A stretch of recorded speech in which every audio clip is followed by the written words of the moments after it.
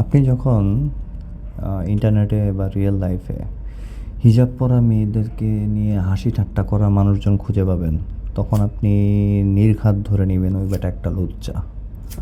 সে প্রগতিশীল বা প্রোগ্রেসিভ বা নারীবাদী বিভিন্ন কথা বলবে, বিভিন্ন ধরনের থিওরি দিবে, বাট আলটিমেটলি ওই বেটা হলো লুচ্চা। ওই বেটায় মন ভরে না। যারা হিজাব করে না তাদেরকে দেখা পরেও সবাইকে তারা দেখতে চায়, দেখা চোখের মাধ্যমে তাদেরকে মাপতে চায়। এটা সে আমাদের দেশের লোক হোক আর বিদেশি লোক হোক, সবার জন্যই সত্যি। ওই বেটা আসলে হলো একটা লুচ্চা। কেন? করোনা যখন আসছে তখন মুখ ঢাকলে কোনো সমস্যা হয় নাই। তখন তোমরাই সবাইরে বলছো মুখটা ঢাইকা রাস্তায় বের হইতে, তাই না?